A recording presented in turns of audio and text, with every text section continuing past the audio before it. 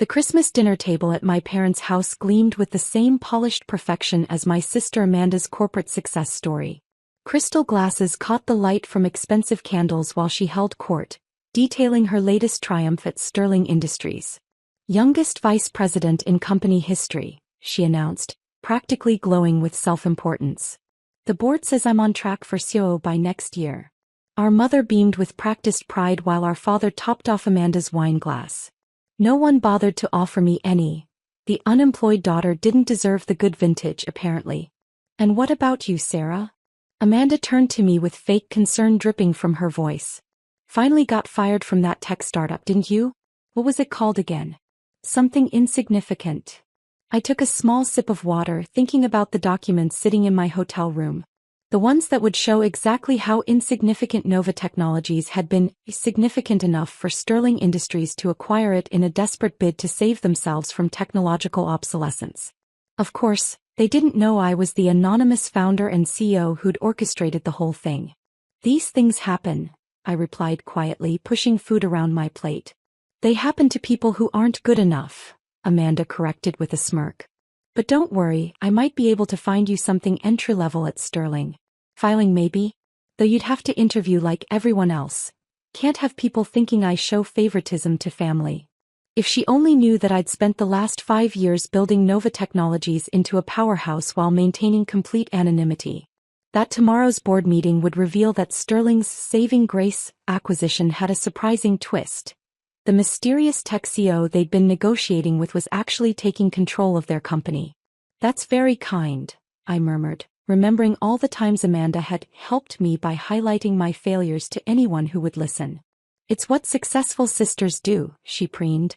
We can't all be corporate stars, but at least I can throw you a lifeline. Our mother nodded approvingly.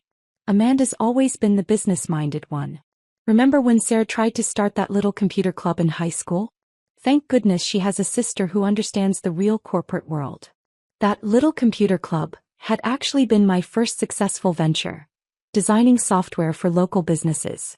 By graduation I was making more than our father, but I'd learned early to keep my success quiet. Amanda couldn't stand anyone else getting attention.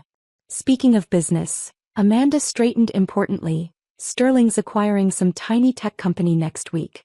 The board thinks it'll help modernize our operations. Though personally I think tech is overrated. Real business is about connections, influence, power. I suppressed a smile thinking about Sterling's tiny acquisition. Nova Technologies' revolutionary AI platform was worth more than Sterling's entire market cap, but their board was too desperate to question why we'd accepted such a low purchase price. They'd find out tomorrow that the price came with strings, specifically, a complete takeover of their executive structure. Tell us more about your promotion, dear, our father encouraged while pointedly ignoring my presence. The country club is buzzing about Sterling's youngest VP. Amanda launched into another self-congratulatory speech about her meteoric rise, never suspecting that her career was about to take a very different trajectory.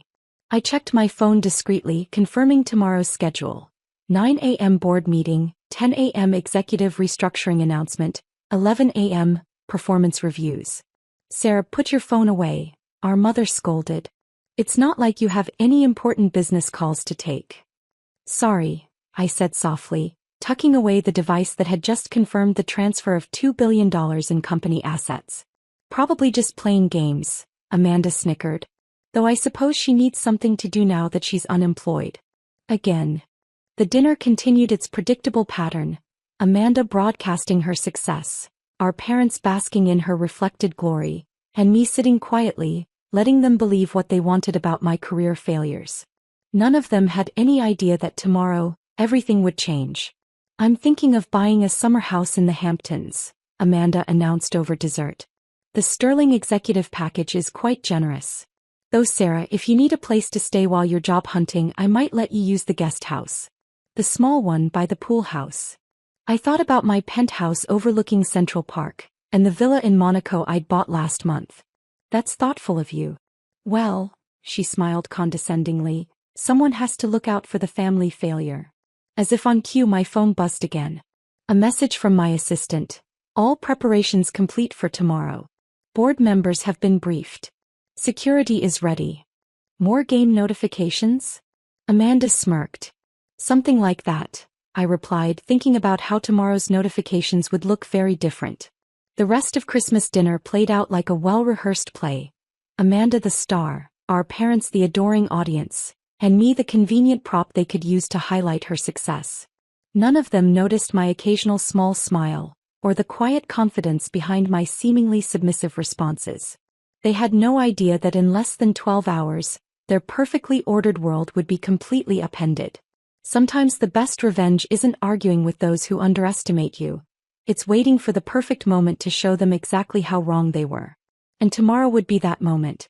I arrived at Sterling Industries headquarters at 8 a.m., passing through security with an executive access badge that made the guards do a double take. My Armani suit, no longer hidden under casual startup wear, drew surprised glances from early arriving employees who were used to seeing their VP Amanda's unemployed sister in much less impressive attire. Miss Thompson. A nervous-looking assistant approached. The board is assembling in the main conference room. Ms. Sterling asked me to remind you that it's executives only. I'm aware, I replied, enjoying the irony. Amanda had always lorded her executive status over me. Please inform the board that Nova Technologies CEO will be joining them shortly. The assistant's eyes widened. Everyone had been speculating about the mysterious tech CEO who'd managed to keep their identity secret throughout the acquisition negotiations. At 8:55, I stood outside the conference room, listening to Amanda's voice carry through the door. The tech CEO probably won't even show up, she was saying. These startup types are so unprofessional. Not like real corporate leaders. Actually, board chairman Richard Maxwell interrupted, I've just received confirmation that Nova's CEO is here. I checked my reflection in the polished wall, straightened my jacket and opened the door. The silence was immediate and absolute. Amanda, halfway through what was undoubtedly another self-promotional speech, froze mid-gesture. Our father, present as a major shareholder, dropped his coffee cup. Good morning, I said calmly, walking to the head of the table.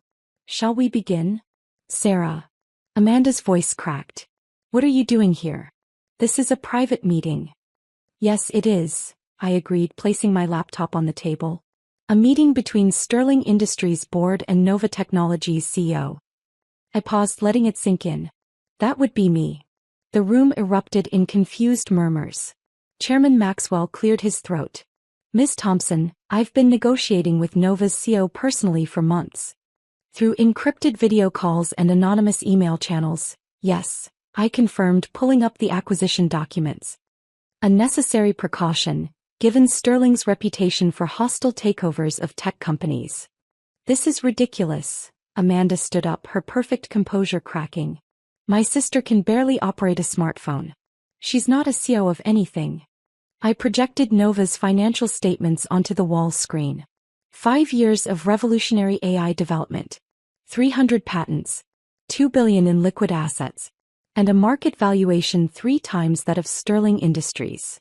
I turned to Amanda. Is that real enough business for you? Our father found his voice. But, you were fired. No, I corrected him. I stepped down as CTO of my previous startup after selling it for $100 million. Money I used to fund Nova Technologies, though you were all too busy celebrating Amanda's junior management promotions to notice. Chairman Maxwell was studying the documents intently. These numbers, they're real. But why accept such a low purchase price? Because, I smiled, pulling up the final contract, the price came with conditions. Specifically, a complete restructuring of Sterling's executive team, effective immediately. Amanda's face went from red to white. You can't. Actually, I can. The board approved the merger last week. They just didn't know who they were merging with. I turned to the board members. Your technology infrastructure is a decade behind. Your market share is dropping. You needed Nova's AI platform to survive, and I named my price, complete control. This is a trick, Amanda sputtered. A joke. Like the jokes you made about my career? About my capabilities? About my potential? I pulled up another document. Speaking of which, let's discuss your performance reviews. The board sat in stunned silence as I outlined years of Amanda's inflated successes. Projects that had actually lost money, initiatives that had failed, promotions gained through politics rather than performance. As Sterling's new CEO, I continued, my first act will be a complete audit of all executive positions. Performance will be evaluated based on actual results, not family connections or corporate politics. Amanda's perfect world was crumbling. Our father looked like he might faint. Chairman Maxwell was already extending his hand to congratulate me, a shrewd businessman recognizing a superior player. Security will help you clear out your office, I told Amanda. Though you're welcome to apply for a more suitable position, perhaps in filing? The next hour was chaos, but I remained calm, signing documents and issuing directives while my sister's carefully constructed facade fell apart. Sometimes revenge isn't about destroying someone. It's about showing them exactly who they underestimated. And I was just getting started. The aftermath of the board meeting rippled through Sterling Industries like a corporate earthquake. Amanda, stripped of her executive title, refused to leave her office until security arrived. The sight of my formerly powerful sister being escorted out, carrying her designer handbag and family photos, drew a crowd of not-so-secretly delighted employees who had suffered under her leadership. This isn't over, she hissed as she passed me in the lobby. Daddy will fix this. Actually, I replied, checking my watch, he's currently meeting with our legal team, reviewing how his blind support of you cost shareholders millions. The board is particularly interested in those projects you claimed were successes. The next few weeks transformed Sterling Industries. I moved my office to the top floor, not out of ego but because it had the best setup for the AI integration systems I'd developed. Amanda's former office became a collaborative tech space where engineers and developers could work freely, without the hierarchy she'd enforced. Our mother tried emotional manipulation first. She arrived unannounced, dressed for sympathy in subtle designer grief. How could you humiliate your sister like this? She demanded, settling uninvited into one of my office chairs. We always knew you were jealous of her success, but this. I pulled up Amanda's real performance metrics on my tablet. You mean the success that cost Sterling $30 million in failed initiatives? The success that dropped our market share by 15%? That's success. She was the youngest VP in company history. And now I'm the youngest CEO in the industry, I replied calmly. Funny how you're not celebrating that achievement. Our father tried a different approach, arriving with his lawyer and threats of shareholder action. You think you can just walk in and take over? He blustered. I've been a major shareholder for 20 years. 15% ownership, I corrected, pulling up the shareholding structure. While Nova Technologies, through various shell companies, now controls 51%. Would you like to discuss your voting power? The lawyer, after reviewing my documentation, quietly advised our father to leave. Amanda's attempts at revenge were both predictable and ineffective. She tried to leak damaging information to the press, only to discover that my reputation was built on actual achievements, not corporate politics. She attempted to rally other executives against me, only to find they respected results more than family drama. 3 months after the takeover, Sterling Industries' stock had doubled. Our AI integration revolutionized the industry, and the same business publications that had once praised Amanda's meteoric rise now ran features about the secret tech genius who'd orchestrated the perfect corporate takeover. Sarah. My assistant's voice interrupted my thoughts. Your sister is here again. She says it's about the family Christmas dinner. I smiled, remembering last year's holiday disaster. Send her in. Amanda entered, her designer outfit slightly less pristine, her confidence noticeably dented. Mother wants to know if you're coming to Christmas dinner this year. I am, I confirmed. As the host. I've bought the family estate. The papers were finalized this morning. She sank into a chair. You bought our house. The house you bragged about growing up in? The one you said I'd never be successful enough to live in? Yes. Though I'm thinking of turning it into a tech incubator for underprivileged students. Give some other underestimated people a chance to succeed. Why are you doing this? She whispered. We're family. Family. I pulled up a recording from last Christmas. Her voice filled the office. Finally got fired? What was it called again? Something insignificant. That was different, she protested. I was just being the successful sister? I finished. The corporate star? the one who understood real business. She left without another word, finally understanding that her world had changed permanently. That evening I stood in my office watching the city lights come on. My phone buzzed with a message from our mother. "Please, let's discuss Christmas dinner as a family." I typed back, "Of course." The new owner of the family estate would be happy to host. Business attire required. 6 months after taking control of Sterling Industries, I hosted a charity gala in the building's grand atrium. The guest list included tech innovators, industry leaders, and yes, my family. Amanda arrived in last year's designer dress, our parents looking uncomfortable in their formal wear. I gave a speech about underestimated potential, about quiet success, about the difference between appearing successful and actually achieving something. My family stood in the crowd, finally seeing me for who I really was, not the failure they'd mocked, but the success they'd never bothered to notice. Later that night, alone in my office, I looked at an old family photo from last Christmas. Amanda at the center, radiating smug superiority. Our parents gazing adoringly at their corporate star. And me in the background, quietly building an empire while they celebrated their imaginary success story. I placed the photo in my desk drawer, a reminder not of what I'd lost but of what I'd proven. Success isn't about who shouts the loudest or brags the most. Sometimes it's about who works the smartest, stays the quietest, and waits for the perfect moment to reveal their true power. My phone buzzed one last time. A message from Amanda. "Can we talk? About my future at Sterling." I smiled and typed back, "Of course.